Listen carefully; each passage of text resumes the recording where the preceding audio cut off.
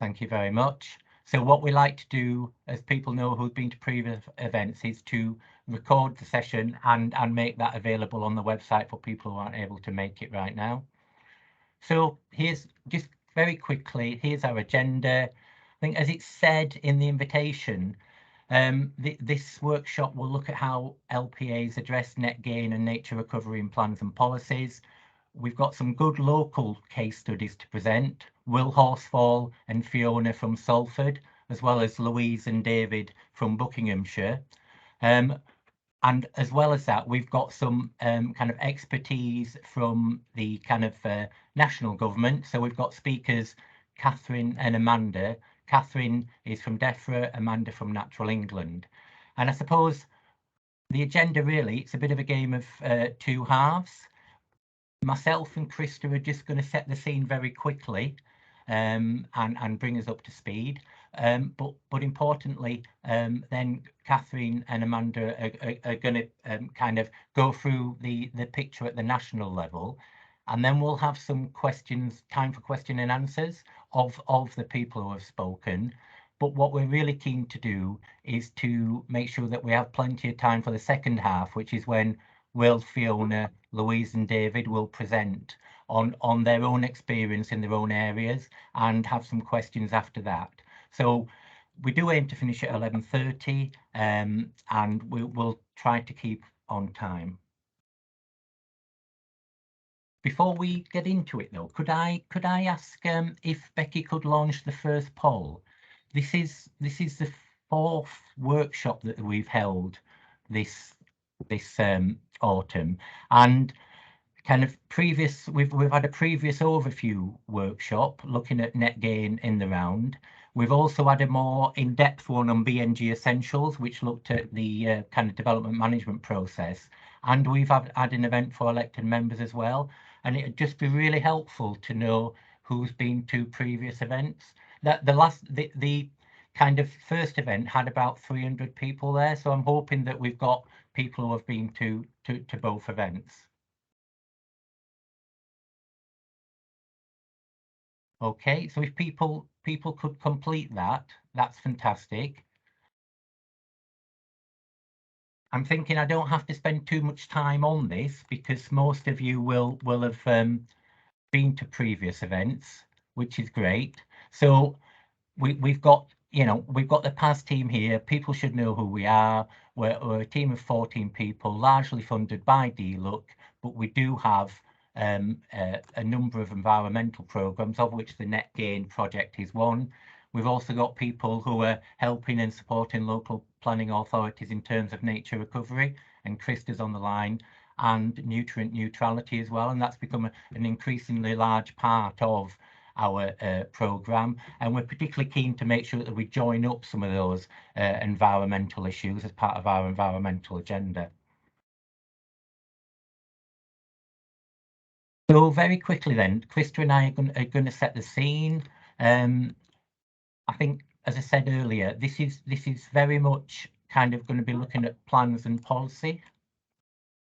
I suppose this is just a diagram to kind of cover what we're focusing on. I hope colleagues from DLUC don't mind, but I pinched this slide from David Waterhouse at DLUC because it really shows the focus of our work today. We're interested in net gain and nature recovery, particularly in terms of local plans, statutory plans, which are in dark blue, like local plans, mineral and waste plans, as well as some of the kind of more optional planning documents that we're able to produce as local planning authorities, so supplementary plans, neighbourhood plans.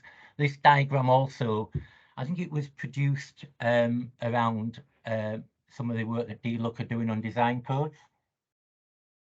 So it mentions things like the need for design codes and a district-wide design codes, and it looks as well towards some of the changes that are coming ahead through the Levelling Up and Regeneration Bill with national development management policies being created. But as I say, that's our focus today, really. And as I say, as the fourth event that we've had in this series, I think it is possible to start sharing a bit of information in terms of what's already happening. So this was a poll that we took back in October at an event. Say about 300 people attended that from a couple of hundred local authorities. So it's quite a good example, and that shows that really a lot of local authorities, over 70% of the people who attended, have actually started work on biodiversity net gain. And maybe not surprisingly, the majority, well, the largest majority of those are already working on policy. So about a third of authorities are working on policy, as well as DM and offsite delivery and the other elements of biodiversity net gain. And if we look at nature recovery as well, I think, this is a newer concept.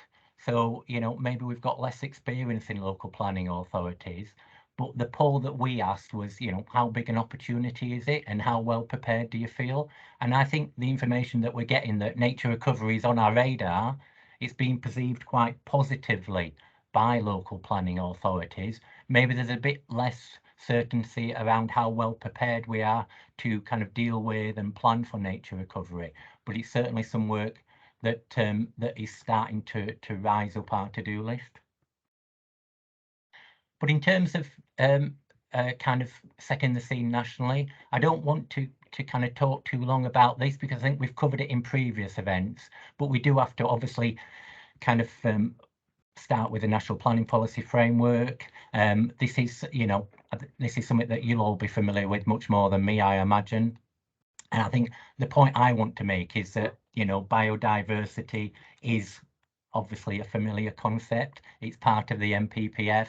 And I know Catherine will talk more about this in her presentation, so I won't labour the point. I suppose the point I would make really is that, Section 15 on conserving and enhancing the natural environment does require local plans and policies to kind of protect and enhance biodiversity sites, as well as minimise and provide net gains for biodiversity. That's backed up as well with the opportunity and the need to map and identify what we mean by biodiversity and where that is. And interestingly as well, the issue of biodiversity is also brought into NPPF around other areas. So things like, opportunities for enhancing biodiversity in Greenbelt and taking account of its contribution to climate change as well. So obviously a familiar concept. I suppose in a very simple way, my thinking is, well, biodiversity is new, so what do we need to talk about? And clearly the focus for us is we're moving from what the NPPF says to the new duties that are brought forward in the Environment Act, and this is where it gets more interesting. Again, we've covered this in more depth in earlier sessions, but I think it's the implications of these new duties that we want to cover today. So people will, I'm sure, will be familiar with what, the broad headlines of what's in the Environment Act. It's about bringing forward mandatory net gain of 10%, at least, I think is a key point there. It could be more if we think we can make a case for that. It's about that enhanced duty to monitor and report on it as well. But also it introduces this new concept of, well, relatively new concept of nature recovery, and this new tool, this new kind of approach of developing local nature recovery strategies. And the legislation does say that local plans will have to have regard to these new LNRS strategies. And I think that's an area that we'll want to discuss in much more detail today. And certainly both of our case studies, Salford and Buckinghamshire, were pilots for the LNRS approach. So we're very fortunate to have them here, and they'll be able to share some experience of what they've got. So getting quickly, I just want to remind people, I hope this is a familiar slide to a lot of people. This is a slide that Becky developed just to really try and summarise what the key components of net gain are for local planning authorities. So like what are the most significant bits that we need to focus on. So again, it should be familiar, but it is about, amending the original Town and Country Planning Act so that 10% is now a requirement in terms of net gain, and things like that target, things like the way that we measure the target in terms of a biodiversity metric, and the requirement for an of a net gain plan to deliver biodiversity net gain as part of a planning application are all wrapped up in that legislation.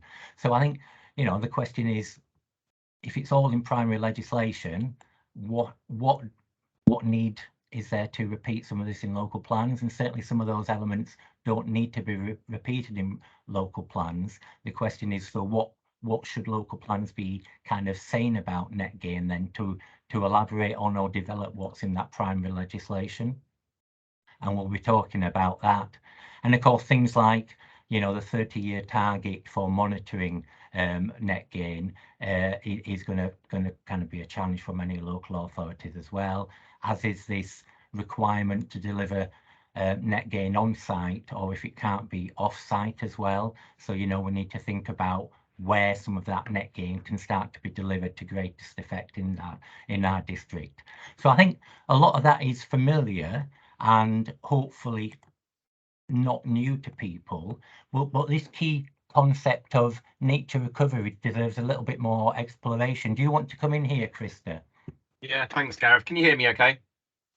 I can, yeah. Fantastic. So Gareth mentioned the where, and obviously in terms of the wider context around nature recovery, I wanted to link up to the government's 25-year environment plan ambition for a national nature recovery network, and the key aims around establishing a national network of wildlife rich places, expanding, improving and connecting these spaces, importantly across towns, cities, countryside and coast. So from doorstep to mountain, you know, it's all spaces that kind of we need to access. And that's, you know, again, key aims around tackling crisis of biodiversity loss, climate change and improving public health. And importantly, biodiversity net gain can contribute to these, you know, kind of national and local nature recovery ambitions through an integrated approach, particularly in terms of enhancing protected sites, wildlife rich areas and landscapes, expanding and connecting to other sites via wildlife corridors, or again, stepping stones where we haven't got those corridors, establishing buffer zones of sustainably managed land, and you know, particularly for urban and peri-urban areas, integrating green and blue infrastructure. So key priority here around how do we deliver an integrated approach for nature recovery. Next slide, Gareth, please. Yeah, certainly. So, you know, a key through the nature recovery network and this, you know, kind of ambition to create this national network, there are three core delivery elements really, and this provides the umbrella, I suppose, in terms of how we are, you know, supporting delivery and what the tools there to help deliver that. So, you know, the first thing is around new spatial tools to effectively target action and investment in nature. So, you know, Gareth's already referred to, you know, local nature recovery strategies that align with local priorities and national need. You know, these were introduced through the Environment Act and the strategies that will be produced at county level by responsible authorities. But obviously a key thing here is working with partners, other local authorities, communities, businesses, etc., to actually help deliver these strategies and work in partnership. So local nature recovery strategy pilots, as Gareth said, there were 5 areas from September 2020 to May 21. So DEFRA is in the process of preparing regulations and guidance for the full rollout of LNRSs and hoping to announce more information in the coming months. And obviously the government's committed to funding all the new burdens arising from the Environment Act. But again, as I've mentioned, strong partnerships are really essential to this to deliver action on the ground, as well as integration of policies and funding streams. Again, government goals for nature to maximise opportunities for nature recovery and secure new funding, you know, public and private, which includes, you know, effective application of policies such as biodiversity net gain, new farming incentives, and bringing public and private finance together. So that's the kind of a quick overview and alignment with the nature recovery ambitions there. Gareth, back over to you, I think. Yes. Thank you. Smoothly done. Thank you, Krista. Yeah, so you know, don't want to labour the point, but this session is very much about thinking then, well, what does this mean for local plan and local planning policy, and what are the opportunities? And this is what we're going to talk about. I've just got a few points here that might help us set up that discussion though, because I think, you know, what can we be putting in our local plans around BNG, nature recovery, to greatest effect. And are there 3 or 4 points here? I think obviously local authorities who have got net gain policies in their plan now, and we're going to hear a talk from 2 of them, before it becomes mandatory, are already able to deliver net gain. And I think that's, you know, something that we've got a number of examples of, and our web pages have lots of examples of several authorities and how they're doing that. But importantly, for those who haven't started yet, I think looking at net gain now before it becomes mandatory, thinking about what it means for policy, and trying to introduce it through development management, it can be really important for developing local experience, skills and capacity in these areas, because, you know, writing policies or supplementary planning documents is something that a lot of people on this call do for a living, but clearly we get better at introducing new concepts like this as we get experience of trying to deliver it. And we've spoken to a number of local planners who are who have been introducing or delivering net gain through applications, and it's only after a year or 2 of introduction that they feel they're in a position to be able to kind of really document the best way that works for their local authority in a supplementary planning document. So developing that experience is really important, and looking at that now is a key point, I think. But secondly as well, what local plan policies can allow us to do is go beyond what's in the Environment Act. If we think about the Environment Act as being the core of mandatory net gain, then what can plans add to that? So, for example, we do know in some areas that there are areas are looking to deliver more than the 10% minimum. People might have heard of Kent County Council, which has commissioned work to look at the impact of 15-20% biodiversity net gain around on viability, and that, you know, some really interesting results from that we can talk about. It helps us define maybe what strategic significance is for net gain and nature recovery, and therefore kind of where we can create new biodiversity net gain or implement nature recovery to greatest effect for our kind of natural habitat. We can also kind of define much more what local means in our local plan. I think people on the call will know it's all very well saying that biodiversity net gain will be delivered because of a development in this particular part of the borough, but local members are very interested in exactly where some of that improvement and environmental gain will be delivered. And a lot of kind of local members will want to make sure it's delivered as locally as possible to where the development is. And although the biodiversity metric does take account of some of this in terms of how it assesses off-site net gain delivery, we can articulate that more in local plans. We can obviously map those opportunities, and I think this is where planning really can work, is really to kind of make concepts like net gain and nature recovery real by mapping where we want to target those to happen to greatest effect for their habitats we have in our locality, and through that help to deliver other local priorities as well. You know, so green infrastructure strategies, kind of emphasize important habitats, deliver in ways that could help other policies around health, flood risk, recreation and tourism, or any policy that you think where this is relevant to. And we could talk longer about that. I won't now, but finally, just to say, I think as well that there's a really important point around having some of the right hooks in local plans so that we can then go on to develop supplementary planning documents that might provide that more detailed guidance, really set out the practical requirements of what we expect from developers, and also importantly enable us to update that on a more regular basis than we would be able to do if it was just in our local plan. So I think that's us setting the scene. I'm kind of going to hand over now to Catherine and then Amanda to talk a little bit about that natural picture. Is that okay, Catherine?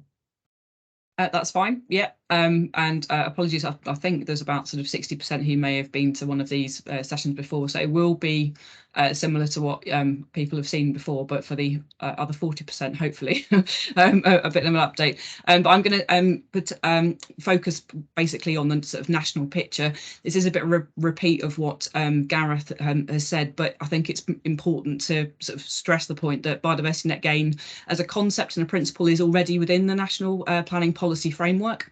It's been in from 2012, and it was strengthened in the NPPF update in 2018. But the NPPF already has a policy which seeks to provide net gains for biodiversity within planning, securing measurable net gains for biodiversity. What the team is within DEFRA and working with DLUC are currently doing is working on applying that as a mandatory approach across most planning applications, subject to a few exemptions that the government consulted on earlier this year. Next slide, please, Gareth. So apologies, a slightly wordy slide, but there is quite a lot of the background information as to how sort of mandatory biodiversity net gains being applied. So earlier this year, sort of back in 2019, actually, the government consulted on making biodiversity net gain mandatory, and then through the Environment Act that introduced clauses that would apply a 10% biodiversity net gain requirement to most planning applications. The government suggested a couple of exemptions to that as part of that consultation, excluding householder and permitted development, and earlier this year consulted on sort of some more detail in terms of how that would be applied through a mandatory approach. As part of that, the government committed to a 2-year transition following royal assent of the Environment Act to applying biodiversity net gain, and we're now, the Act achieved royal assent in November 2021. So we are now sort of exactly halfway through that 2-year transition period with an expected implementation date of November 2023.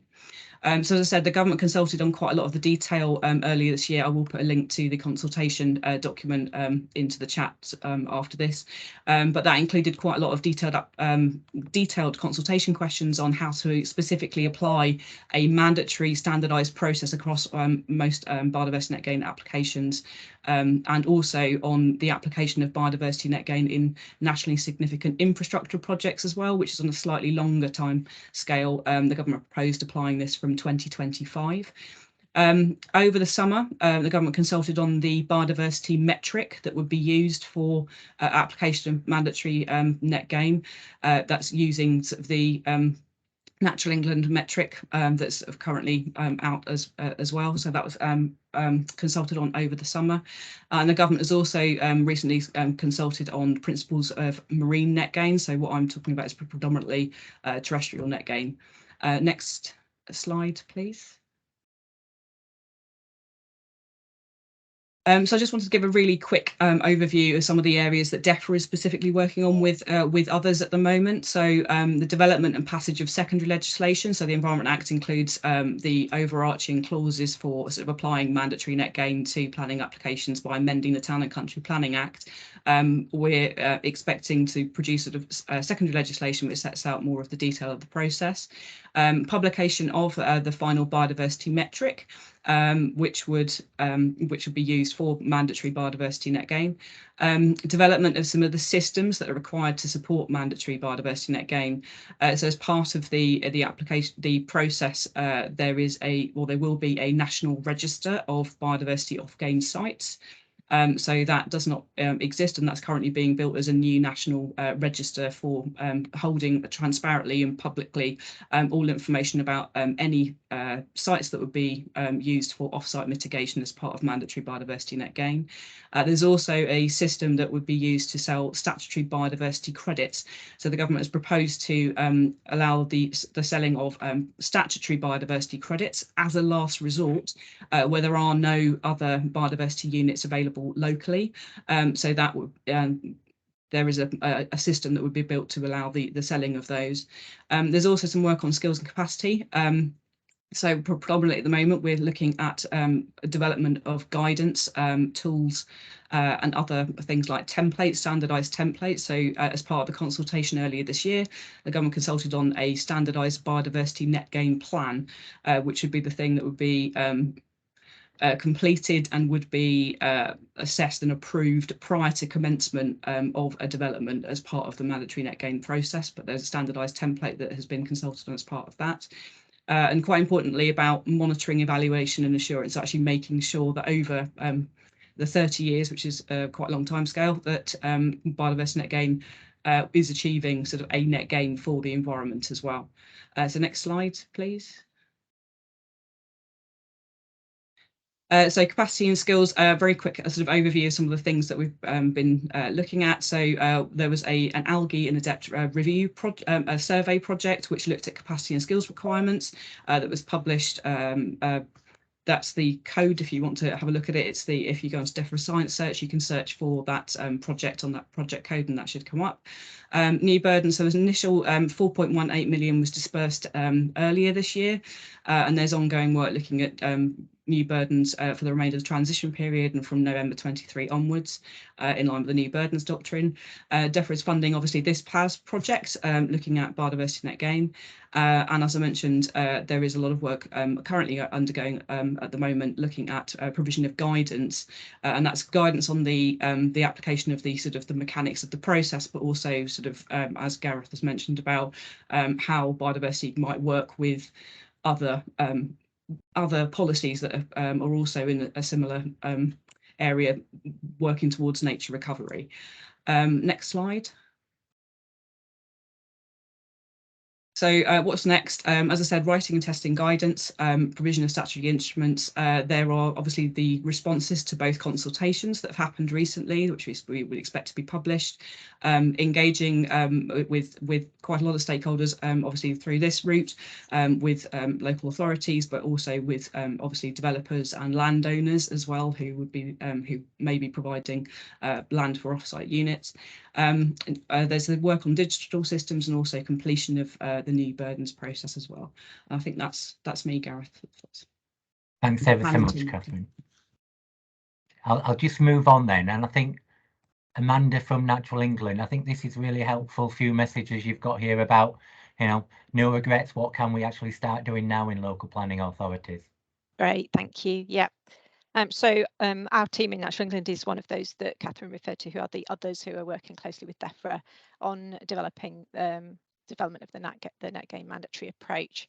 So Gareth and Catherine have both already touched on the existing opportunities for net gain through the NPPF and the planning policy guidance, but we're keen to highlight some of the actions that you can be taking now as a planning authority, but also in your engagement with local developers and landowners to help you and them to prepare for mandatory net gain. So this is just a few of them to consider. So always consider net gain as early as possible in your site selection. That applies to encouraging developers to do that, but you can also do that yourselves in terms of looking at your strategic policies and your site implications and what potentially the implications of those are for net gain, or net gain is for those. You can refer to existing guidance and standards. So there's already serious IEMA best practice principles out there, and also a British standard. There's lots of information for you on the PAS website. I would really recommend that you have a look at the information that's there. There is government guidance, but there is more coming in terms of the statutory instruments and also the gov.uk guidance. So keep an eye on that, keep up to speed with that. Think about what your local priorities are. So what are your priorities for nature recovery, and make sure you're communicating these. So the places where you want to see nature recovery, what types of habitats you want to encourage, tie those in with the emerging local nature recovery strategy, as Krista said, but also to existing strategies such as your green infrastructure strategies and any other biodiversity, trees and woodland strategies, etc. So that goes back to what Krista said about integrating policies and strategies. Gareth referred to the strategic significance in one of his slides, so that's something in the metrics. So if you're thinking about your local priorities, those will then achieve a strategic significance score within the metrics, so they will score more highly. So that's something to think about as incentivising delivery to where you want it to go. The metric, we haven't really talked much about the metric, but familiarise yourself with the metric. It's just been out for consultation. A final version will be out hopefully before Christmas, if not very soon after Christmas. That will be the mandatory metric. So it's a good time, if you haven't already, to start familiarising yourself with that. So it would be important for planning officers to understand what it's showing.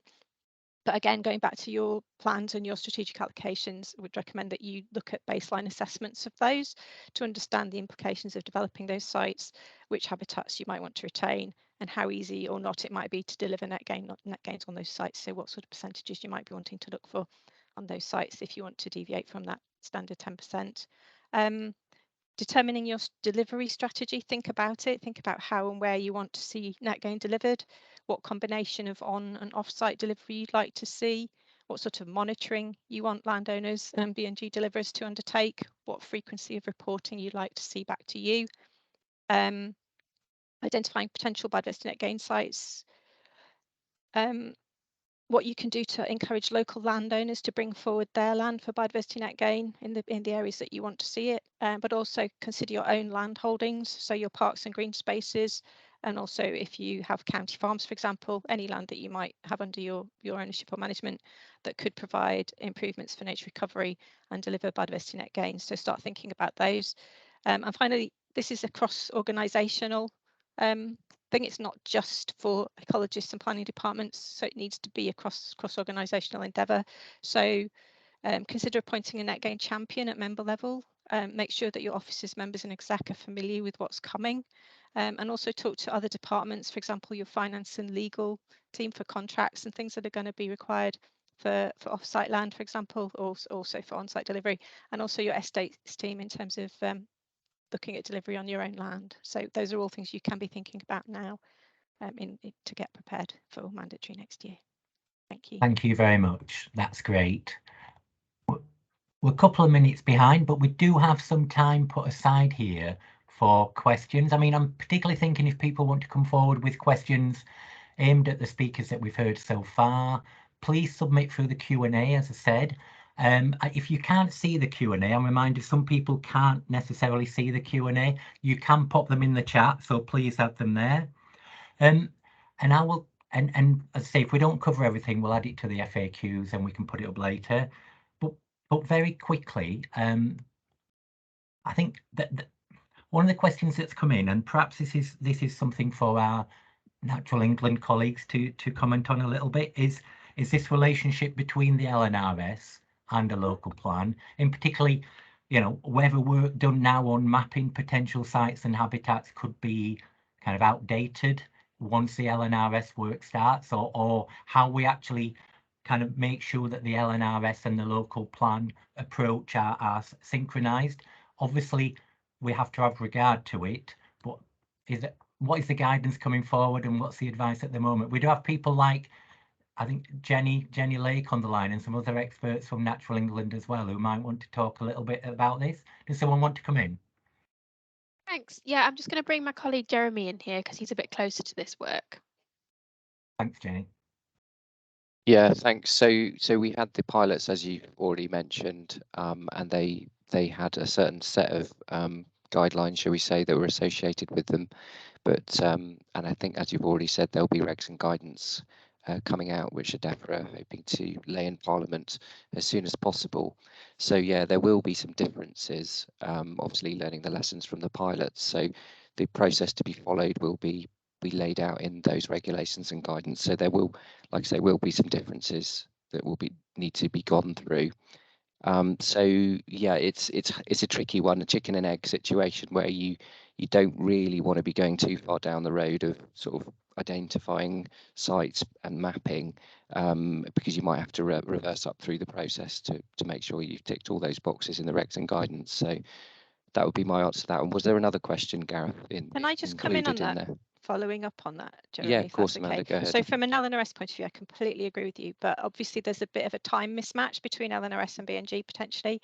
So I would just say, I completely agree with you about not going too far down the line in identifying your LNRS, but it would be really helpful if you've got existing mapping and existing priorities that you do identify those up front as soon as you can, so that when mandatory net gain happens, you can be incentivising delivery of those priorities until you get your LNRS in place. So it's really, really important that if you've got any priorities, you get them out there, you communicate them, so that as soon as BNG hits the ground, it can start delivering on those. So sorry for interrupting. Yeah, No, that's a really absolutely. good point, Amanda. And Absolutely we've got right, some really yeah. good examples of existing policies that do that. And some of them refer to forthcoming LNRS, which is Yeah. quite nice, you know, I so think they've got that's a that really hook. good way of doing it. Because Yeah. the problem is, obviously, if you're doing a local plan, you won't be reviewing that for several years, so you can't keep it update once the LNRS comes in. So I think, you know, we've got some examples up on our website, and I know there's more coming through that have got that hook of when the LNRS is, you know, comes in. But for now, we're perhaps linking to our green infrastructure strategy or habitat network mapping. So yeah, there's some really good examples there. Thanks for that. I think, Yeah, yeah, I think it's a case of iterating, isn't it? It is sort of that chicken and egg situation. So yeah, you in various different drivers like GI and BNG, you'll want to go faster potentially, or you'll already have strategies. And so yeah, but LNRS will, you know, there will be a requirement to look at those other existing strategies and plans and priorities and take them into account. And this is it. They should be building on the same evidence and the same information. We are talking about the same places, aren't we, in the end? But I think the good thing is as well, with experience from Salford and Buckinghamshire, who are both pilots, I'm sure they'll be talking about that in more detail in the next part of this session. Can I ask a general question that's come up as well? And of course, this does come up. You have covered it a little bit, Catherine and Amanda, but it is about timescales and confirmation of guidelines and secondary legislation. The official, could we just have the, you know, what the official line on that, really, if you like, from your perspective, Catherine, in terms of how authorities can best answer that question when they're asked by members or developers? Do you mean sort of official line, as in for? Yeah, when this information is going to come out, really.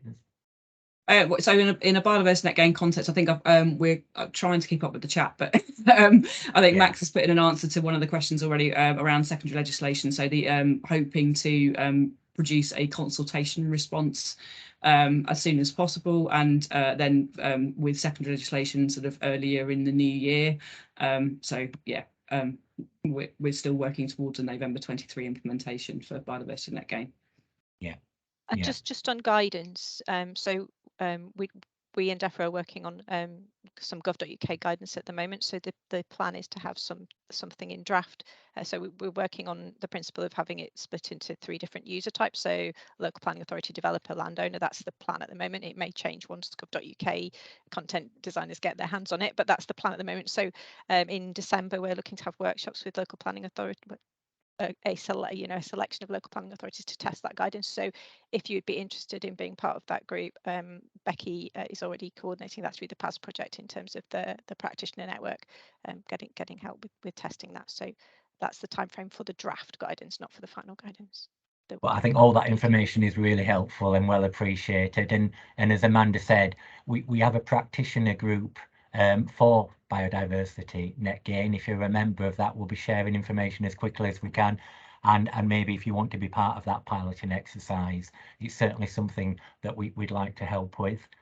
There are a couple of more questions come through, and this is one that's come up in previous events as well, but I think it's worth repeating. It's this question around kind of the national credit scheme, and we know that it's seen in the legislation to be a kind of option of last resort. We'd like to see net gain delivered on site or off site more locally first, and the metric does allow for, you know, just take some of that into account, because it does advantage kind of closer on-site or closer kind of net gain delivery.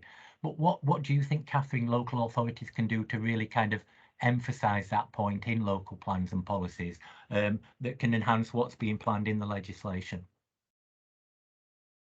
So I think from obviously the principle of the mitigation hierarchy and the kind of like avoidance, and I mean everything within mandatory net gain will follow what is currently in national planning policy. And as you say, the metric also includes incentives that will drive avoidance of losses as its primary thing. I mean, in terms of the these statutory credits, these are being seen as a very last resort sort of option, but we are aware, particularly because obviously mandatory biodiversity net gain does not exist yet, it will then start to apply, that there may not be market provision in all areas initially, but they are, the way that they're being set up will be that they are being there will be obviously a review of the price of them, so that they will be sort of priced at a level that will make them, and the legislation also confirms this, that they should be sort of outside what should be in the local market, and that they will be you know, as a last resort to allow development still to proceed where there isn't any other market provision. But I think it goes back to the original, which is the strongest point, is that the application of that mitigation hierarchy is still the key principle, and mandatory biodiversity net gain doesn't deviate away from that. It's still focused towards avoidance of loss, and then sort of mitigation and last resort compensation. Absolutely, I think that's quite a strong. The mechanisms are in there as well as part of the legislation. Can I just come in on that as well? Of course you can, Amanda, just say, if local authorities are concerned that people will use credits or go out of area, if you like, for delivering net gains, despite the disincentive through the metric, then the most effective thing that they can do is to develop their own suite of sites, or a pipeline of sites with the willing landowners, so that they can ensure that there isn't the reason to go to credits as the last resort, because there's something available locally. So that's another reason to start thinking about identifying your local sites for delivery. Yeah, absolutely. Yeah. I'm going to move on now to another question. Stacking is a word we've come to use quite a lot in this space, isn't it? And that means where we can actually use one bit of land. My crude understanding, where we can use one bit of land to deliver net gain, but also other environmental benefits, like we were saying earlier. That could be reducing flood risk, sustainable urban drainage, or carbon sequestration, or whatever. This is a bit more complicated. But is this one that someone could answer a question on whether there will be some more detailed guidance becoming available on that? You're nodding, Catherine. Yeah, so colleagues are working on stacking, or guidance relating to stacking. I think that's probably what I all can say at the moment, is that there will be sort of further guidance on stacking biodiversity net gain. I think it's a broad principle. Biodiversity net gain is obviously an additional gain. So the emphasis will be on additional, but yeah, there will be further guidance and detail on that. Thank you. Yeah, I don't know if you've got your microphone off, Amanda. Did you want to come in on that, or no? Right. I mean, just on that point, we've had this issue come up in previous events, and I think it's really interesting. It can be different for different issues, can't it? So, for example, the metric itself does include a sustainable urban drainage element in it. So there's certainly a lot of option. And somewhere like I live in South Yorkshire, after the floods in 2019, it does make sense for us to look at how we can maximise, sustainable urban drainage solutions through net gain as well. And that is hard baked into the metric. But there'll be some guidance on some of the other issues that we'd like to add to this agenda, really. Great. Have we got any more final questions that we don't think's been answered in the chat, Becky? I'm just scrolling through the list now. I'm just having a look as well. There was one, I think. Just a sort of question about registering land to the National Register, and whose responsibility that is. So perhaps a quick one for Catherine to pick up. So I think final details. So the register that's being built, the new National Register, is being kind of like currently built at the moment. So this is sort of still being built, but I think the expectation is that it will be up to the sort of whoever's has the land and to register that on the system. Yeah, not the local authority. Okay, that's great. I think we've got a lot of questions kind of going through the questions margin on my screen, and we've got a few coming through the chat as well, so that they can keep going. But shall we move on to talk to get a talk from Will and Fiona in Salford, Will, are you ready? If I start sharing my screen, we'll Yeah, go on. I think. Actually, Gareth, morning everyone. Can I share my screen? Yeah, I if do you're it? able to do that, Will, that's fantastic. So I'd like to introduce Will whilst he's sharing his screen. Can Will and everybody Fiona see that? from Salford. We can see that. Do you want? Can you put it on Yeah, I'm just going to do that slide now, view? yeah. That's great. Right, good morning everyone. My name's Will Horsfall from Salford City Council, and I'm doing a presentation with Fiona in my team, who will be coming on later. We're both within the planning and regeneration setup at Salford City Council. So the way we're going to do the presentation is we've just got about 14 slides to go. I'm just going to outline the Greater Manchester context. Salford's part of Greater Manchester. Then Fiona's going to talk about how we've approached biodiversity net gain in Salford and our local plan policy. And then we have been implementing biodiversity net gain ahead of the national timeline. So just some reflections on that. And then we've just got some issues highlighted in the final slide to prompt discussion points, really. So just a bit of background for Greater Manchester, for those of you who might not be so familiar with our beautiful and vibrant part of the world. Greater Manchester comprises the 10 districts on this slide here. On the northern edge goes up into the hills of the South Pennines. On the eastern edge, we got the Peak District. The population is 2.85 million. And Greater Manchester was one of the first combined authorities, and we have a directly elected mayor, Andy Burnham, who has a fairly high profile. I'm sure people have seen him commenting on various issues. Salford is on the west of the conurbation here, with a population of 263,000, and it has actually been the fastest growing area in the northwest over the last 10 years in terms of population, and I think it's within the top 10 nationally as well. And a lot of that population growth has been in the regional centre adjoining Manchester, but then moving out along the Ship Canal down to Salford Quays and to Media City, which is the home of the BBC since 2011, as people may be aware. And I think in the Greater Manchester context, we've benefited from some really good joint working on biodiversity net gain, which has really helped us as districts to take the work forward. We've got a very strong local nature partnership, Greater Manchester Natural Capital Group, which was established in 2013. And that's always been part of the Greater Manchester governance rather than being an independent organisation. And I was a member of the group since it was set up in 2013 and still am. And we were selected by DEFRA in 2016 as one of their pioneer projects, where the DEFRA family wanted to work with local partners to achieve environmental outcomes and look at how that could work better. And that we were the urban pioneer. I think there was 4 or 5 other pioneers up and down the country. And that was really important because it enabled us to get extra resources from the DEFRA family. And one of the priorities that was taken forward was the biodiversity net gain, which was obviously coming along at that time. And we're able to establish a task group with support from Natural England in particular. We got extra resource that we wouldn't have otherwise got. And we brought together the partners around Greater Manchester to take that forward, including our ecology unit. We do have a jointly funded ecology unit in Greater Manchester.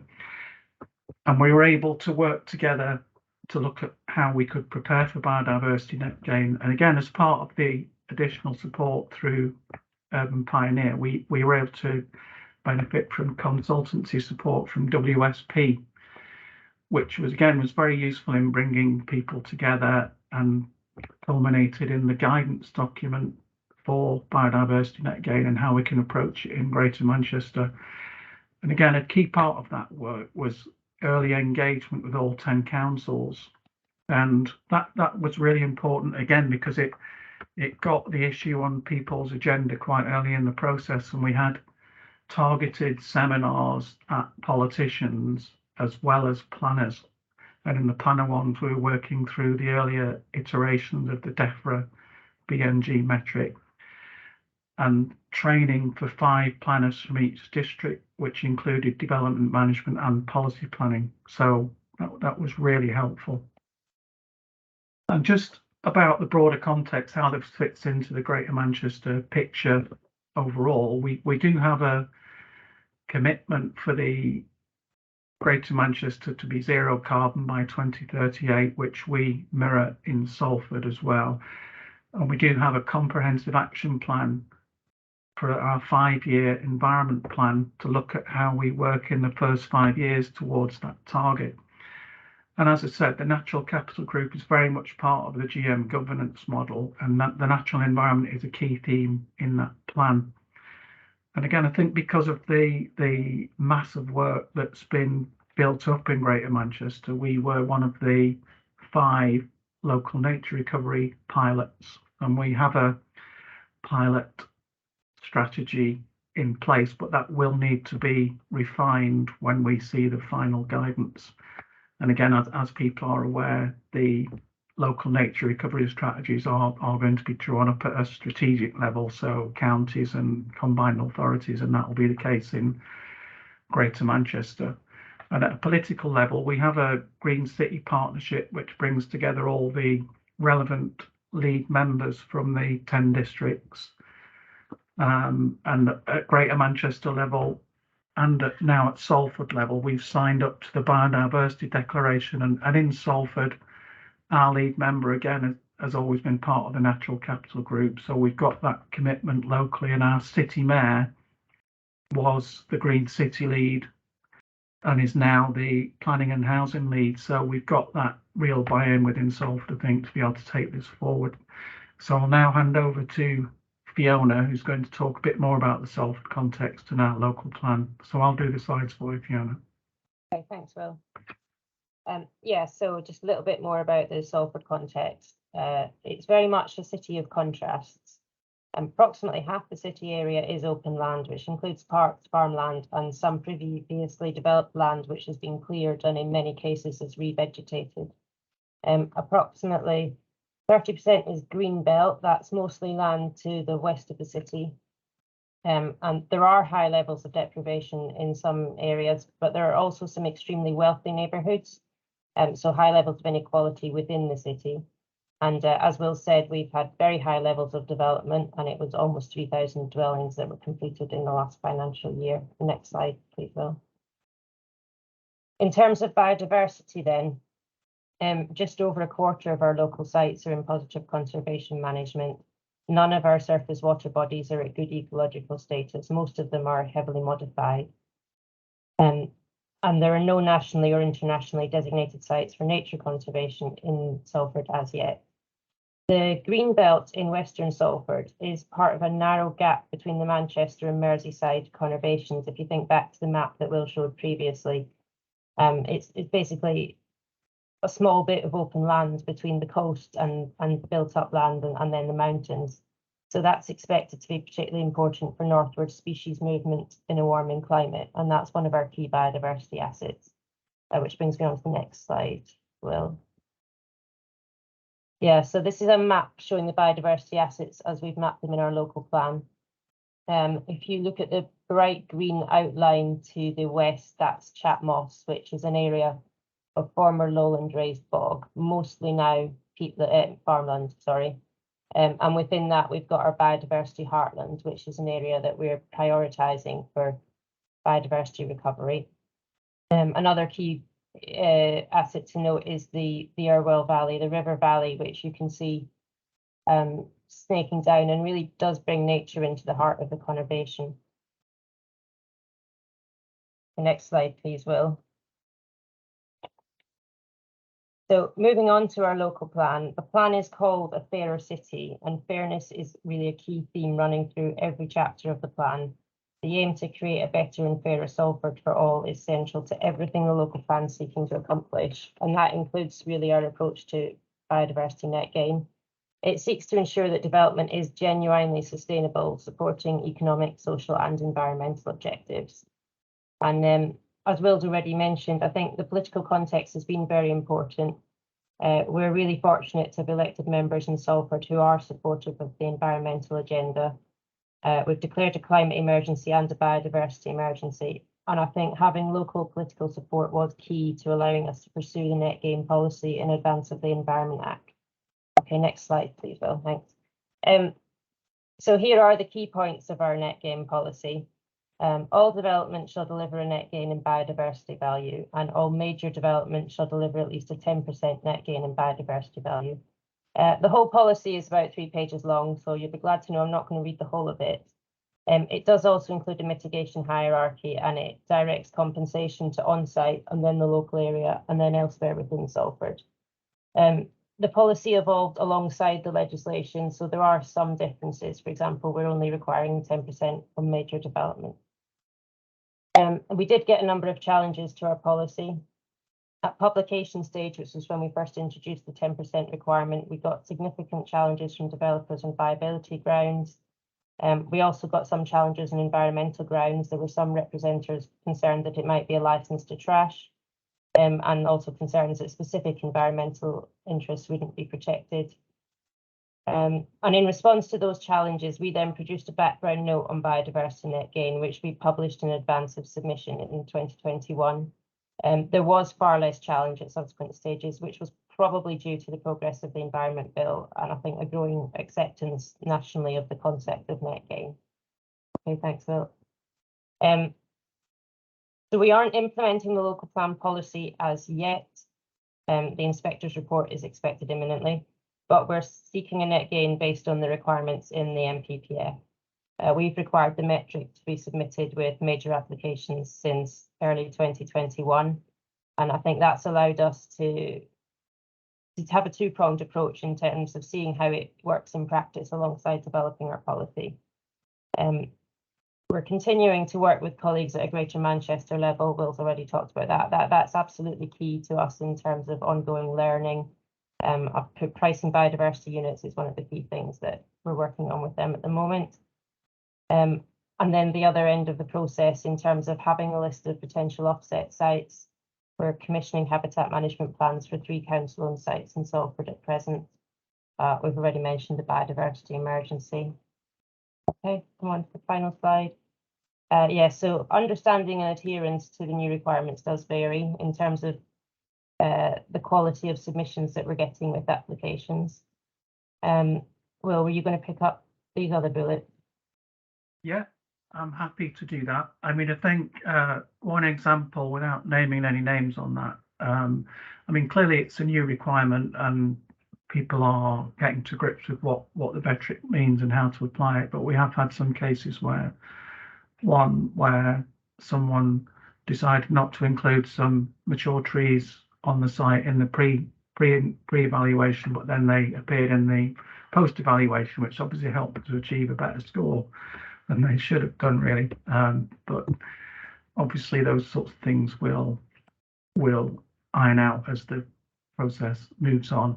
I mean, the second point now, we've already had the discussion has been raised before about the local benefits against strategic priorities if you are talking about offsets, and the slide that Fiona showed about where our existing low nature areas are, they do tend to be in the periphery of the city, whereas most of the development is in the centre of the city, and that is an issue that, and I think what we're finding is developers are wanting to provide benefit as locally as possible because they can see that that's a desirable thing to do, and clearly politicians will have the same view. So there's going to be a balancing act between where that benefit accrues, and clearly it has to be biodiversity net gain, not just open space and recreation, and obviously the metrics really important in that.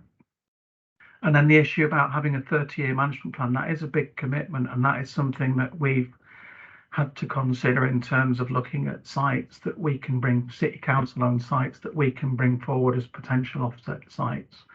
We haven't got massive land ownership, and I don't know if that's common amongst a lot of authorities.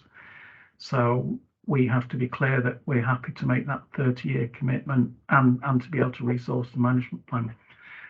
We've talked about local nature recovery strategies. We've had the pilot phase, and certainly in Greater Manchester, that issue about the link with planning. What do these strategies, what will they mean in planning terms? That does need to be spelled out, and I think we're expecting further guidance on that to clarify that. And again, the other point that's appeared in the chat quite a lot, though I can't see the chat during this presentation, is the point about resourcing. I've seen the studies about ecological expertise in local authorities at the moment. Like I said, we have a Greater Manchester Ecology Unit, but it's not really currently resourced to take on the additional work in this, and we don't have our own ecologist.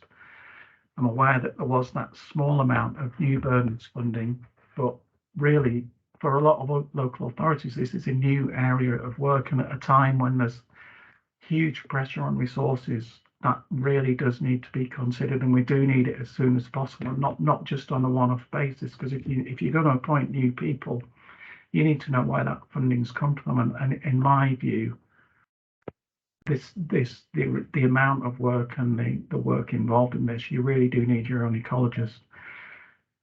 And just looking back on the final point there about we've signed up to the Biodiversity Emergency Declaration. There is potential for a lot of new resources for biodiversity through Biodiversity Net Gain, but we need to recognise that there's still a lot of extra funding to address that decline in biodiversity, even though Biodiversity Net Gain has the potential to make a positive contribution. And that's all from us. That's fantastic. Really great. My screen. Thanks, Will. Yeah, rather than ask questions now, I think we'll move to Buckinghamshire, but just say really helpful, really put some colour into some of the kind of abstract discussions we had. I think that point that you finished on, Will, about new burdens and about resources is something we will want to come back to, and we do have people on the call that can answer it. I'm particularly worried. Catherine Dew in the chat said that she's feeling frazzled, and we don't want people to feel frazzled. We want people to feel a little bit better informed and kind of more directed in terms of what they can do. So we will cover that in some of our Q&As later on. But if I share my screen now, David, and do you want me to drive the presentation? Is that right? Yep, that'd be great. Thanks, Gareth. Okay, fantastic. So just while Gareth's getting the Buckinghamshire slide up, just to give, I suppose, a bit of background in respect of Buckinghamshire. So we're a new unitary authority, so I think 2 years old as a new unitary. So we used to be one county and kind of 4 districts, but we're now I think a new unitary, and I'm pretty sure we're now the second largest planning authority. So there's a massive workload that is kind of going through our authority now and facing very significant development pressures and growth. We're kind of on the London fringe at the south, but predominantly a very rural county. So we've got Greenbelt, we've got AOMB, but significant growth and pressures on our environment. So I think that kind of sets the scene in terms of the transition we've gone through as an authority, but the kind of the political makeup. So just in terms of the structure of what I'm going to kind of deliver, myself and Louise. So I'm going to cover, I suppose, the political drivers, because it's interesting that was picked up as part of the previous presentation, because they've been strong here as well in terms of why we've gone early.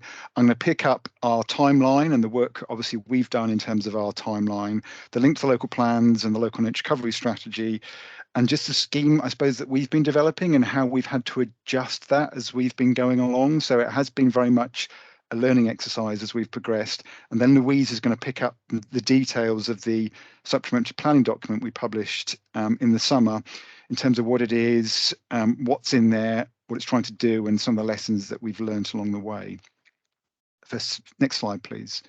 So I think just in terms of setting the scene, I kind of wanted to kind of give the wider aspect in terms of what the political drivers were in Bucks, in terms of why we've had such a strong political push to, I suppose, bring forward Biodiversity Net Gain early. And there are kind of risks of doing that in terms of us having to make changes along the way. But I think that, certainly politically, our politicians wanted to be seen to be, you know, exemplars of delivering the 25-year plan locally. So, you know, they've set this kind of that commitment out in various documents. So, interestingly, our growth board, which is a kind of a much wider I suppose governance. So you've kind of got our local enterprise partnership on there. You know, they've put in a commitment in their shared vision. So if you just click forward, so their kind of shared vision on there talks about you know, that it mentions biodiversity net gain, interestingly, and this is a kind of a growth shared vision. You know, it talks about the local nature recovery strategy, and it kind of links into the kind of climate and air quality strategy. So fundamentally, this is kind of, you know, our politicians see this as being essential to marry up the environment and growth. So I think, you know, that message is very clear in terms of politically. Next slide, please. And not just that, so that was a really good example in terms of linking it to the kind of the growth agenda and where I suppose our politicians see the environment. But this is our own corporate plan as an authority, and you can see one of the key pillars of our own corporate plan as Buckinghamshire Council is that there's a pillar in respect of improving the environment. And again, you know, net gain is mentioned in there. It's specifically mentioned in terms of our target. So I think, you know, we're seeing it being picked up as numerous parts of documentation, not just the local plan. And if you could click forward, please. Gareth. And I think so we've got our corporate plan. We approved a climate change strategy last year, and nature-based solutions were a key part of that we were talking about in our kind of climate change strategy. So again, that kind of link up to other work. You know, we've got very strong local nature partnership, which I think, you know, was picked up by the previous presentation, and that we were fortunate that they undertook a lot of preparatory work in relation to biodiversity net gain, and I'll come on to that in the timeline. But also, you know, I think one of the benefits of bringing forward policy early, so, you know, we talked about, we've taken through a supplementary planning document. Again, that raised it up the political threshold. So obviously we had to take that through our cabinet for approval, and obviously members were talking about it. They signed up to it. It's in their kind of vision then in terms of what it is and where we want to, I suppose, position ourselves as an authority. And I think what was clear then in that discussion, there's a real strong political desire in terms of control over the strategic location of offset site biodiversity net gain. And interestingly, the allocation of funding to support this. And I'll come on to that a little bit more. Next slide, please. So this slide just, I suppose, shows our timeline in terms of our development of where we've got to, and it has been very much an iterative and kind of we're changing as the kind of the guidance and regs goes along. But you say our local nature partnership did an absolutely fabulous job early on in terms of getting those hooks into what were our local plans, our kind of 4 local plans. So they put the hook into the local plans that were kind of emerging at that time. So that, and that talked about the supplementary planning document that was to follow in terms of the guidance. You know, we sought help from Warwickshire County Council because obviously they've been running a very successful scheme for a number of years. So we sought their advice in terms of, I suppose, those policies, but also the initial draft of the SPD. We did take a decision to recruit net gain officers, I suppose, last year. And I know obviously there's a whole issue of new burdens funding.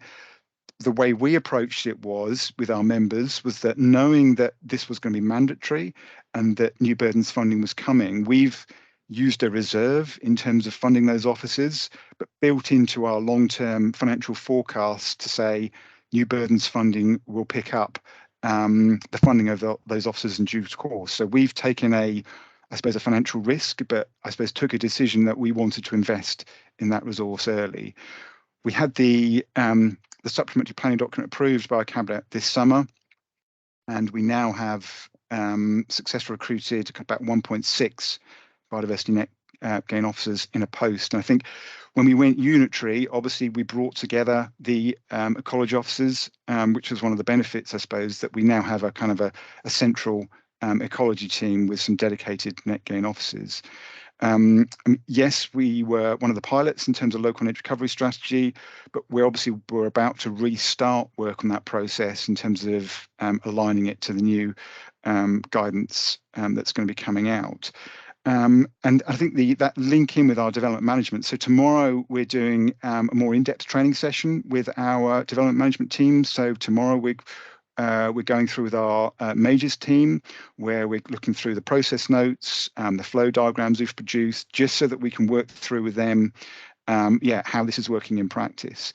And I just want to quickly mention the internal governance in terms of that we set up. So we have a monthly Net Gain working group, which has a wider representation across the council. So we've got legal on there, we've got our estates. So yes, we do still have quite a large kind of agricultural estate that we manage. And then we have our kind of DM colleagues. So we have a wider group where we're kind of working through how this is affecting the authority and how we're implementing this as an authority. And then we have a more, I suppose, tightly focused Net Gain officers and ecology meeting bi-weekly, when we're looking at the nitty-gritty of kind of applications of the kind of issues that are cropping up. And we've just, as you say, we've been learning as we've been going along, which is, I suppose, that as kind of things like strategic significance have come up, how we're going to deal with that. So it's been through those groups that we've kind of worked through it. Next slide, please. So just a quick overview of the local plans. So we had, I suppose, that should be 5 legacy local development plans, because we had the 4 districts and we had a minerals and waste local plan that I suppose that are now, I suppose, our default local plans. And obviously, as I said, we had the hook, we inserted policies in those with the detailed guidance to follow. And what's, I suppose, really positive is that we're now starting work on the new local plan, and obviously engaged in terms of our policy plans in terms of how we build into that. And interestingly, again, when we took the SPD through Cabinet earlier in the year, there was clearly a political desire to set a higher than the mandatory 10%. So, that's something we're going to have to explore as part of the new local plan. And also how we relate the local nature recovery outcomes and opportunity areas into new local plan policy. So the map I'll show you in a minute in terms of one of the outputs of our local nature recovery strategy identifies areas where we're hoping that or identify the spatial locations where we think net gain off-site provision should go. We've also, again, probably a little bit belatedly, and this identifies just how we've kind of the incremental nature of this, we've commissioned I suppose a needs assessment of looking at all the allocated development sites in our existing local plans. Some of the work we did as part of our habitat mapping, and saying, based on our kind of knowledge, what kind of off-site provision do we think we're going to need to look for in Buckinghamshire? And that's a piece of work we've commissioned. We don't have the results of that yet. And I think we'll also do that as part of our new local plan, so we can have an idea of how much off-site provision we think we're going to need based on the allocations that come forward. Next slide, please. And this is, I suppose, the interesting bit in terms of how you match up the net gain policy to the local nature recovery strategy. So we went down, as one of our pilots, we went down a zoned approach in terms of our kind of map. And this was effectively trying to show what a kind of cohesive nature recovery network would look like in Buckinghamshire. And so our zones were, in terms of, we had our core protected sites and our nature reserves, the darkest green there. But I suppose the interesting thing was in terms of, and there's a whole suite of mapping that kind of fed into this. The areas in, I suppose, green or blue, these realistically are the areas where we're going to be looking to target where off-site provision should go. They do match to our previous biodiversity opportunity areas, but it was, and we have more detailed maps that kind of sit underneath this in terms of habitat opportunity areas. But this was like a cohesive network that we wanted to show. It is for illustrative purposes, hasn't been approved. This is, we're going to have to rework this, but you could see how this could then translate into, a local plan in terms of how you're identifying where off-site provision should go. And this map represented effectively a doubling nature scenario in Buckinghamshire, which is kind of a figure that we were kind of looking at. Next slide, please. And I think just kind of finally, before I hand over to Louise, in terms of the scheme that we'd been looking to kind of put in place. So, you know, mitigation hierarchy fundamental to this, you know, in terms of the guidance that we've been giving out and our ecologists, we're pressing really hard in terms of making sure that most sites deliver on site. So that's been pushed really hard. You know, obviously, if offsite is needed, they've exhausted that. You know, we have the option of them, you know, providing their own site, third party. But what we were looking at in terms of we've done a huge amount of work on was in terms of us being able to receive as an authority financial contribution for the developer to discharge their responsibility. And we've done an enormous amount of work on a local financial calculator in terms of working out what local habitat cost provision would be, and that varies in terms of per habitat, what the management would be over 30 years, and you know how we would have that kind of then the scheme's running costs. So there's an enormous amount of work have been done. We've kind of, that's not available at the moment, that option, and I think Louise may suggest that. I think purely on the back of the consultation that was carried out earlier on in the year in terms of local tariff schemes. So we still want to pursue this, but I think we're waiting the detailed guidance of how we kind of bring that forward. I've set out the advantages of why we want, you know, why we want to do it, both from a developer perspective and from our own perspective. But that's kind of, I think, where we've got to at the moment. We're, you know, we're kind of dealing with applications.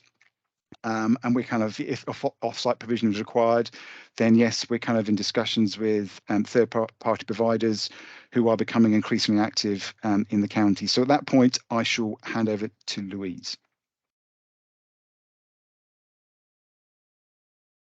Hi, Gareth. Hi. Can we have Hi. the next slide, please?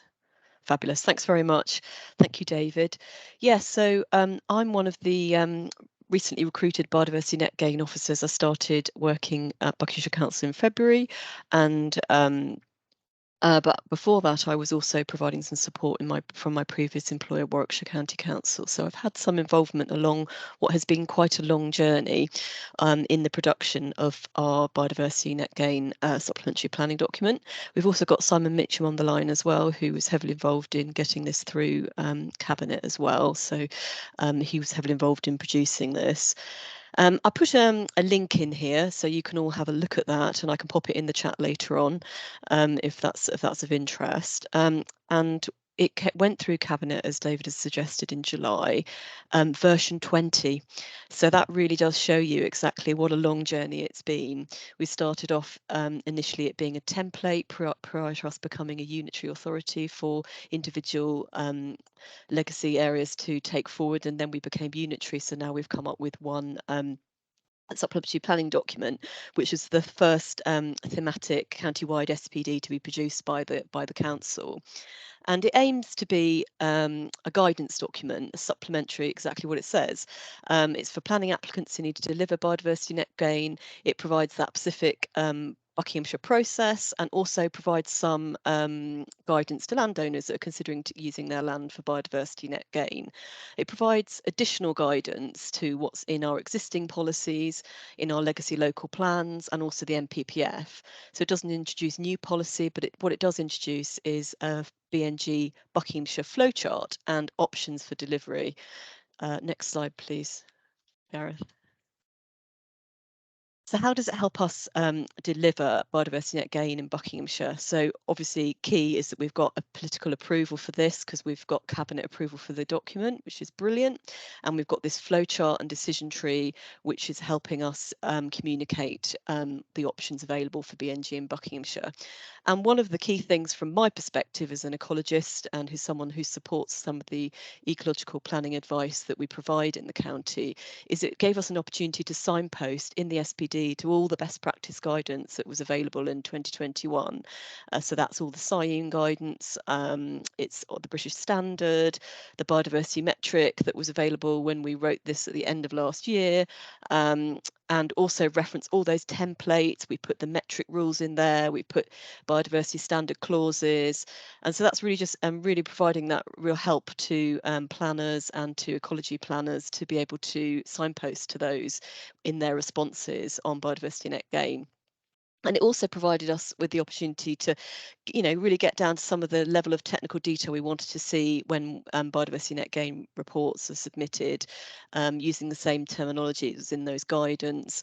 What kind of level of ecological survey methodology do we want? What are our reporting expectations?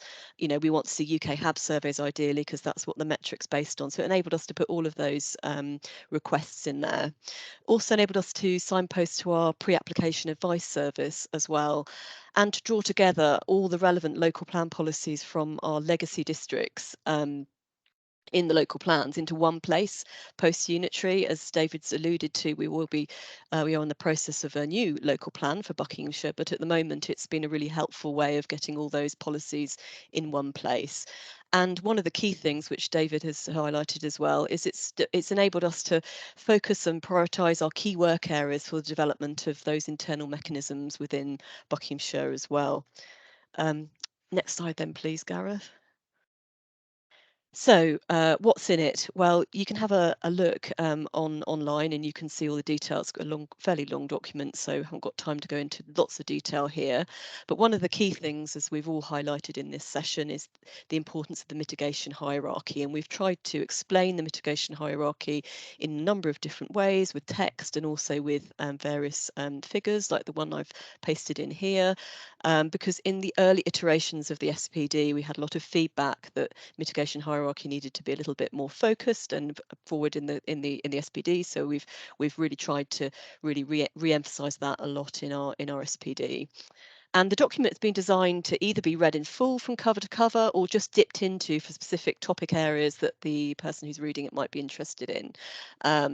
It's based on the flowchart with a sort of four-part process, which I'll come on to the next slide. But we've got a section on the baseline site ecology, what we'd want to be seeing. There's a section on iterative design with a sort of feedback loop, which is very much designed on mitigation hierarchy. And how options for how we are looking to secure BNG through development and monitoring as well. So we've got, at the moment, we've kind of got this green biodiversity on site is always the priority, as we've all been discussing today. Then we've got the option 1, which is our hope to be able to launch our scheme for being able to buy Buckinghamshire Council biodiversity units through a financial contribution. This is not yet available because we're waiting for further clarification from national government on the response to the consultation before we can launch that. But as David has said, we've done quite a bit of work on that in the run-up to recruiting the officers.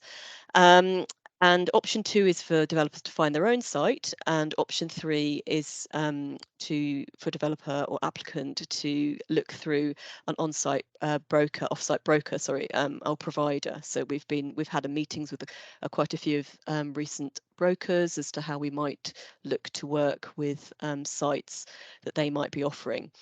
Next slide then, please. Gareth, great. So this is our flowchart. I'm not expecting you to be able to read all of this at the moment, but do feel free to have a look at it and come back to us with any questions.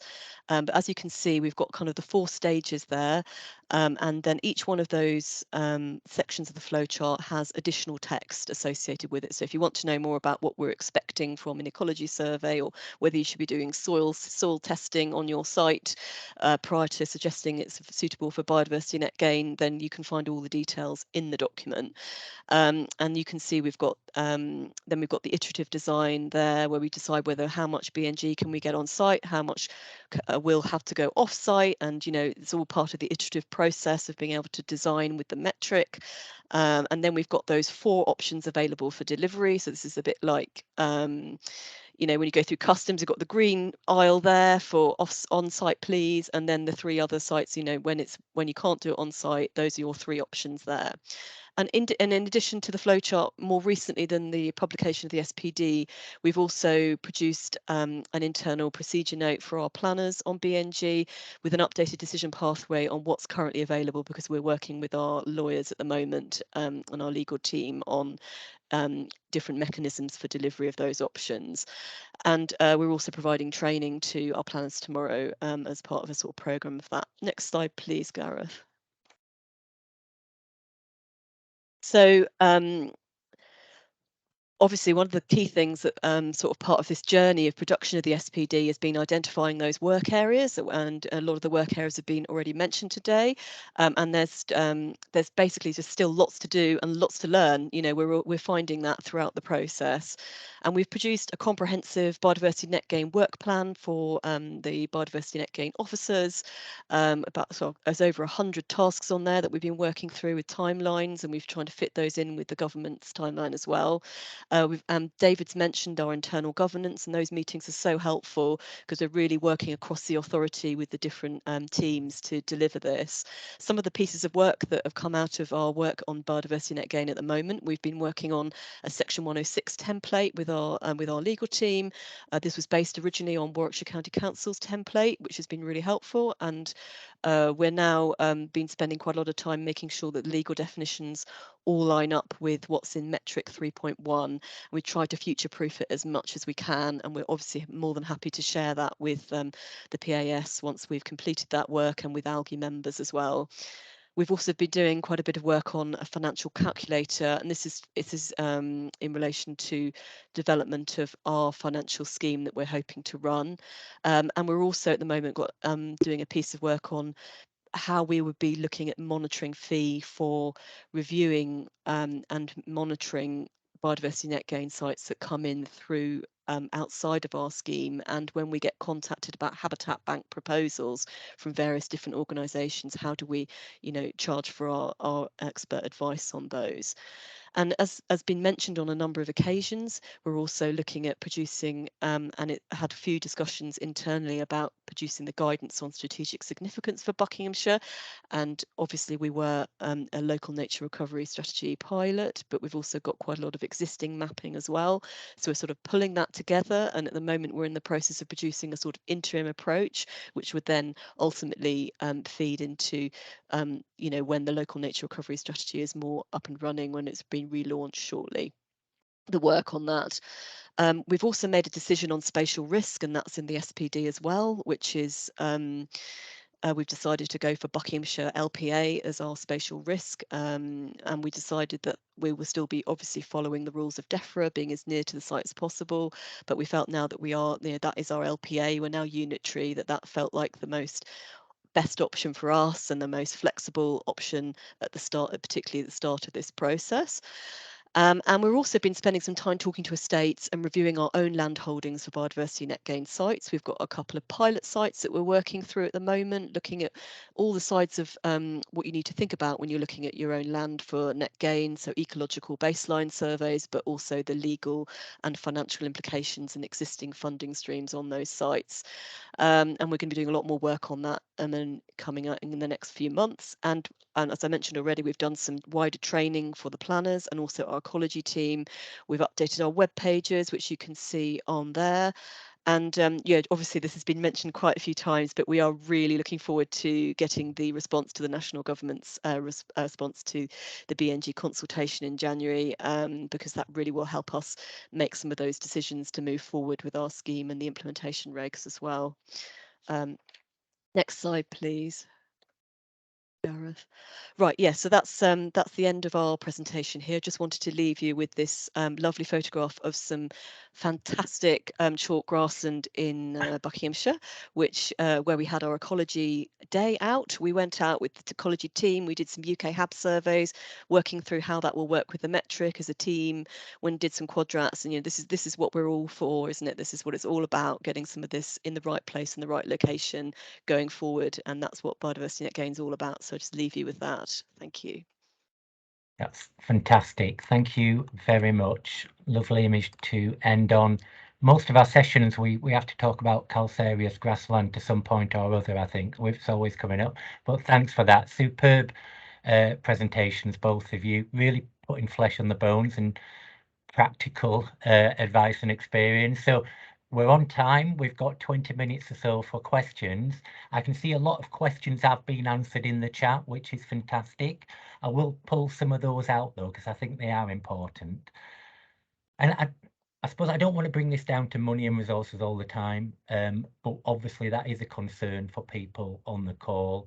I think Catherine's really helped by just clarifying some of the additional burdens money. I think, Catherine, you've put in the chat, obviously that is work in progress, and you are working hard to try and get some clarity on that, haven't you?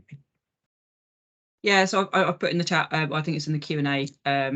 Somebody else might put it in the chat as well. But yeah, so I can't confirm anything at the moment. But just to say that we are continuing to work on new burdens process. Yeah, and I think I suppose my question for Salford and Books about that is, you know, this is obviously about engagement with people like finance directors as well, and it's obviously about bigger corporate discussions that are well beyond the planning department. And I just wonder if either of the two areas could talk a little bit about their engagement internally with people like, as you know, the finance director, and how they made that business case internally, and perhaps when they felt confident enough to do that too. Do you want to start, Louise or David? So yeah, I mean, I think that relationship with finance directors, as you say, is imperative. I think, you know, what was beneficial, we've done quite a lot of briefing to say, look, this is mandatory, this is coming down the road, we're going to have to do this, you know, we need to prepare. How do we go about, I suppose, building that into kind of our long-term financial management? So we did have a discussion with our finance director to say, how do we build this into our long-term financial management plan for the authority? And that discussion was had with our politicians in terms of how we're going to do this ahead of, I suppose, you know, the SPD going to cabinet. So there was a buy-in from certainly across the board. But yeah, in some ways we've taken a bit of a risk, but I think it was a risk that you know, we're using reserves at the moment to kind of get us through, and depending what the kind of the new burdens assessment is going to be, if it's not as much as we expected, then we might have to look at our monitoring fees in terms of how we make the business case stack up. I think the level of resource that we've brought in is very similar to what was identified in the you know, the ADEPT study that was carried out recently. You know, if you think we're you know, we have a pooled resource, but you know, it is across what was a, you know, former county level. It kind of matches what was in that study, what we've brought in. Really helpful, thanks. Do you want to add to that from Salford experience, Will? Yeah, I don't think we've had those discussions. I think there's probably there's a culture of being continually overstretched, if you like, which this sits within. Really, we've got very ambitious politicians who aren't particularly good at prioritizing and putting the resources where their priorities are, and we continually have to manage that, really. But I think we have got the ecology unit, as has been mentioned in the chat, but they're obviously got an existing range of functions which they carry out, and the new work required under this will go beyond that, really. And I think it is a challenge, and I would reiterate the calls that have been made in the chat for some clarity about that new burdens funding, because that will be required in reality. That will be required if we are going to be able to recruit extra resources, because there's so many other things that we would want to spend extra money on, and we've got the very challenging resource situation. So that's just going to have to play out. And I think the one-off funding that we got last time, you know, that's not really going to help you to make a dent in it, really. We need some clarity about how the funding is going to work. But I just want to kind of pick up on one of the other comments that's been on the chat about some people saying, you know, there's always a danger that you're going to sort of put the best shine you can on the work you've done, and some people are saying they can't see how they're going to catch up, really. But I think I just want to stress, from you know, a lot of the early discussions we had were sort of trying to figure out how this might work, and I think we're in a much more clear situation now. There's a lot of certainty, so those discussions don't need to take place, really. But I think, you know, we're clear about, we had a lot of early discussions in the Urban Pioneer about the percentage that might be coming in, and some partners have different views, but that's sorted out now. So I think, and as I said, as people are doing this, there's a lot more experience to learn from. But I would say, again, both Buckinghamshire and ourselves stress the importance of working with the local nature partnership. And I don't know if people are engaged with their local nature partnerships, but there will be a lot of people who are thinking about this and want to see how it works. So that those partnerships are a potential source of a lot of help, really. Yeah, and a potential source of help, capacity as well, and expertise. And I appreciate that is stronger in some areas than others, but it's certainly something that I know a lot of wildlife trusts have been pushing for this and are eager to support it in local authorities. Can I just ask, it's a bit of a cheeky question on the resources one, David. I think we've been asked in the questions as well. Obviously, you've had internal guidance and a work plan. I mean, is that something that you'd feel comfortably sharing? Because that can really help demonstrate just how much work is involved and what that might mean for local authorities.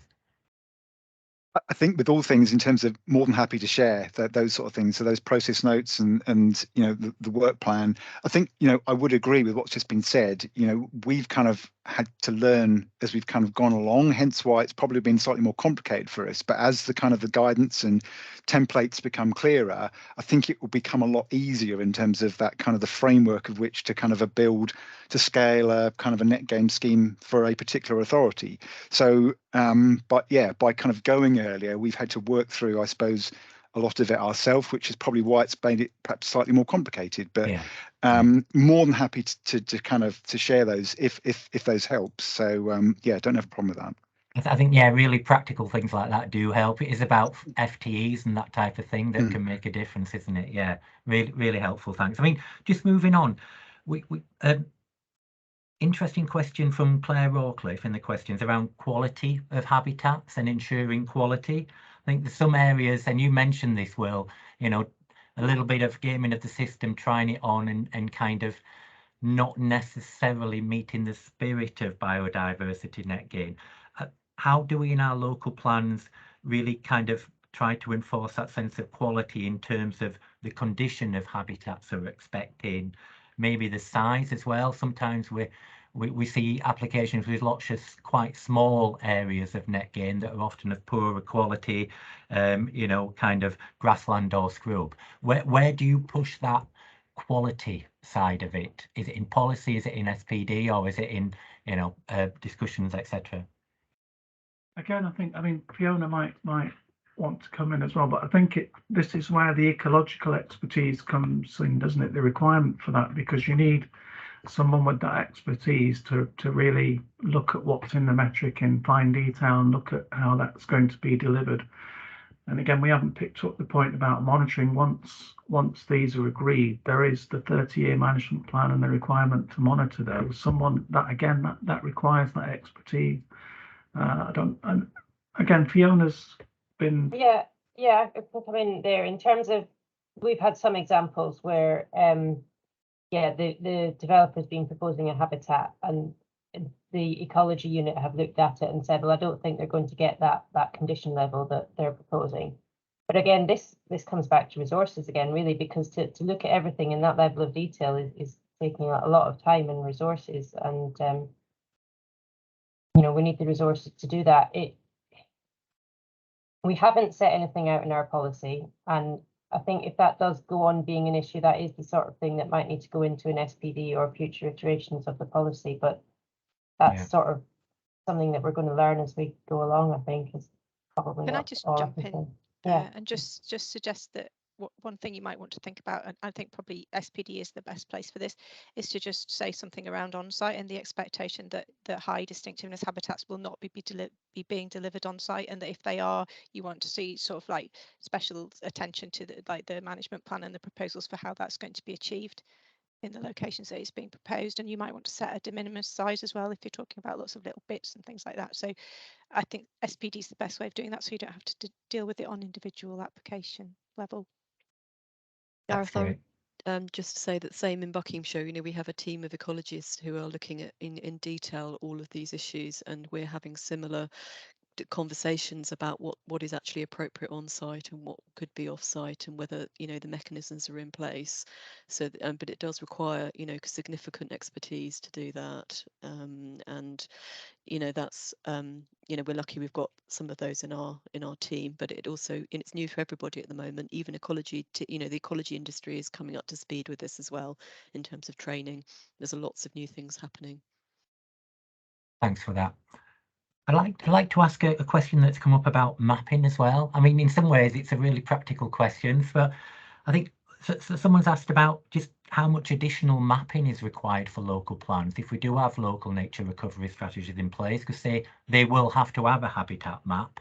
What have you looked at that through your pilot process in Salford or Buckinghamshire in terms of, where you've have you literally taken maps from the LNRS for the local plan, or do you develop them and add to them as you develop the local plan? So in terms of the maps, obviously we produced as part of our local net recovery strategy. So for me, obviously, the key one, I suppose, well, there's our baseline maps, and so for me, that's going to be a fabulous evidence base for the new local plan. So in terms of, that's absolutely fundamental. So we pulled all these wonderful kind of baseline evidence, which is going to be, for the local plan, and then I suppose the map that I showed you was effectively opportunity maps of where we want to see, I suppose, offsets to go, spatially. So somehow we need to translate that into kind of local planning policy. Now, we've not squared those two up yet, and I think, we didn't have the time to necessarily explore that as part of the pilot process. So, those maps at the moment are illustrative. We know where, we want to start placing offsets. We've done that work, but somehow we then need to translate that in terms of the local plan process. And I think, another thing to point out is, I think, as part of the Environment Act, local planning authorities, the Secretary of State has to provide specific guidance to local planning authorities about how to take local nature recovery strategies into account. So I'm hoping the detail is going to be within there in terms of how does a local planning authority, to have regard to the maps in a local nature recovery strategy. Thanks for that. I mean, the Greater Manchester mapping portal is also a good opportunity to look at some examples of some of the evidence that's coming through the mapping, isn't it, Will and Fiona? Yeah, I mean, I was just going to highlight our biodiversity heartland is the main thing that we've got mapped and referred to in our policy as far as sending net gain there. But that's something that we've had mapped for a long time that sort of predates the net gain policy, if you like, in terms of a long-term priority and knowing the district and knowing what we want to deliver there. Will, do you want to come in on the LNRS? I mean, that's not so advanced, is it, really? Yeah, I think, like I said, we've had the pilot phase in Greater Manchester, and mapping is a key part of that. And there is a lot of mapping that was undertaken for that. But like I said, we're awaiting this guidance because the relationship with planning is crucial, really, because obviously everyone's got different ideas about different pieces of land, and that relationship between certain pieces of land that are in the LNRS and what other people's aspirations might be needs to be spelled out very clearly, because that will be crucial.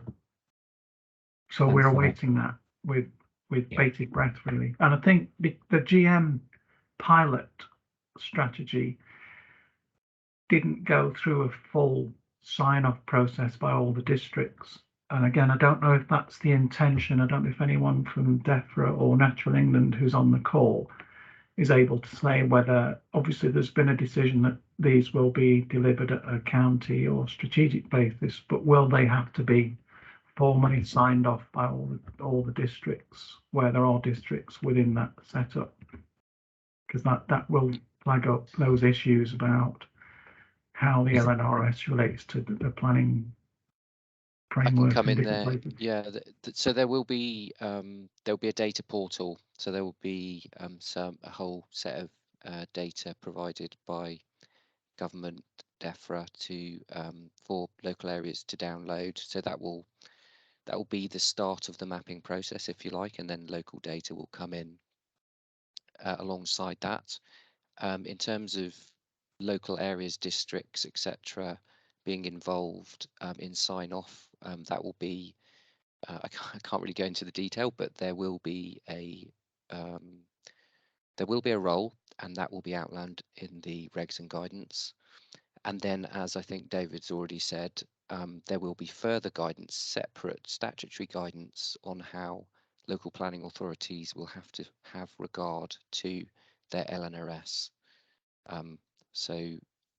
We await that. My understanding is that hasn't been started, but it will be developed by DLUC. That's my understanding.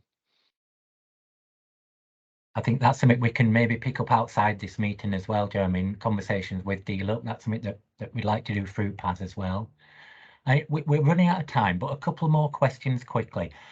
We haven't talked much about third-party landowners developing habitat banks and that type of thing, and we've had a particular question for Louise and David about whether you have a process for third-party landowners who are interested in creating habitat banks. Do you have some kind of approval system for landowners? Do you vet them? You're smiling, Louise. You've obviously yeah, so we have had quite a lot of meetings with a number of different third-party providers, and we're in the process of working out what those mechanisms might be and how they might work with our legal team. So it's very much an active item of work at the moment. We haven't got anything agreed just at the minute, but we are looking at how that's going to work. David, I don't know if there's anything else you want to add to that. Yeah, and I suppose just in terms of, again, one of the lessons learned, we had a site come forward by a third party habitat provider, of which we then kind of almost sense checked ourselves, was it up to our kind of standards? And then it fell through in terms of it didn't come off. And now that was wasted expense on our part in terms of, and as more of these kind of come forward, how are we going to utilize our resource in that respect to kind of check what's good. So I think, again, this is a learning in terms of how we set our processes up to kind of support these people who are coming forward. So yeah, this is all new for us as well. Yeah. Work in progress. Well, you've got something to say there. Yeah, I mean, I think that's one issue that I've raised previously, I think, when I attended one of these sessions before, about what, as I understand it, it's almost like a free market in terms of who can provide an offset site and who can't. And we're aware of various landowners bringing their own sites forward. And again, one thing I'm expecting from the final BNG regs is clarifying what role we have as a local authority. If we're not happy with an offset site that is chosen by a developer, can we actually challenge that? What? Because my understanding is, we've got something in our policy about where we'd like the offset to be delivered. But if we're not happy with that, what is the implication for that? And again, I'm aware that a number of third parties, I'm aware the Environment Bank, they've come and presented to us at a GM level. Apparently they're looking to acquire a site in every local planning authority, but at the moment we haven't had any individual engagement with them. I don't know if others on the call have done that. So it's clear there's going to be a number of people operating in this area. I mean, the other issue is, there's assumptions about how much will be delivered off-site, how much will be delivered on-site, and if the balance tips more on site, then there might be a lot of people competing for offset sites. I don't know. Yeah, I think that aim of trying to create a local market in banks is in there in the legislation, isn't it? That is the aim. And I think the other way to do it would be to give the local authorities a much greater say on where the offset's spent. But obviously, there's different ways of doing it, isn't there? Gareth, can I just say something as well? Because that sort of fits in quite nicely with our proposed scheme, because our proposed scheme for Buckinghamshire BNG was so that we were able to have an expert panel to help direct offset sites to be within those areas of biodiversity priority within Buckinghamshire. So that's a key aspect of our scheme, was enabling the right habitat in the right place. Yeah, thanks. And this brings us back to that point about relationships and partnerships across the area with some of those third-party providers, some of them in the voluntary and community sector. Again, it takes time and capacity, but the value of it is going to be really important. Right, final question. I'm sorry we've not been able to cover them all, but I think we've got a good record of what we have covered in the chat. As I said, we'll be posting them up and in the Q&A element of the screen as well. But just a point, someone's flagged up in one of the questions that the kind of SPD that you put up, I think there, Louise, was something, was it like version 20 or something like that? So obviously this is a good example of the learning that you've gone through and the challenges you face. And a general question, if you can quickly answer, both of you, in terms of scale or significance, what were the challenges that you particularly want to leave us to think about? And obviously challenges you've overcome as well.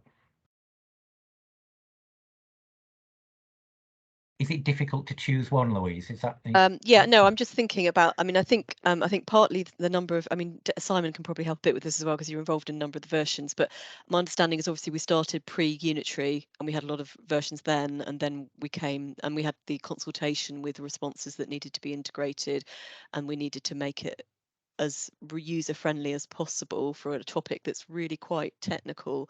It is definitely a challenge. I don't know, David, if you've got any further comments, or Simon, on that, on the journey that we've had. Simon, I'm sorry I didn't bring you in when you had your hand up. Is it my fault? Forgive me. That's okay. I was going to talk about the local plan, but I think we're past that now. But as I say, sort of coming in as a unitary authority, we've got a great opportunity for a new local plan for the LNRS to form a real key basis and baseline for what we aim to achieve. We've got 90% of our south and east in Greenbelt. We've got 50% of the Chilterns in the area as well. So we've got lots of good things in terms of protections, and that's building on that and beyond, where we have 50% GI infrastructure in our north and central planning areas as well. So you know, they've got lots of good positive baselines there for going forward on taking biodiversity net gain. And of course, we will be working with DLUC on sort of the changes that come forward in those from other forums as well.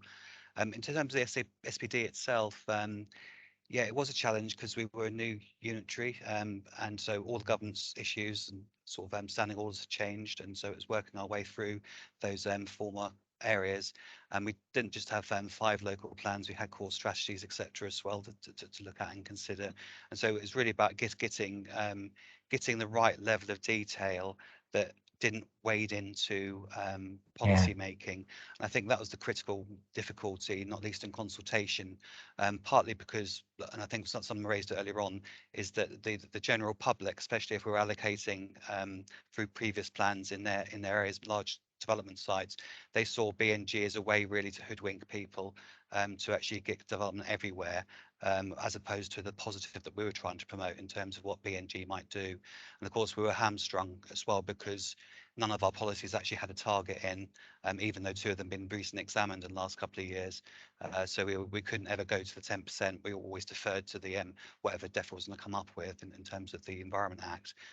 So that has worked, but I think in terms of implementation, yeah, it's a bit of a slow burn. It's a good framework there, but really until we can start enforcing it in terms of our development managers having a greater say with that 10%, it's quite difficult. Then it's just a case of balance between all the different objectives, all the viability issues that we have.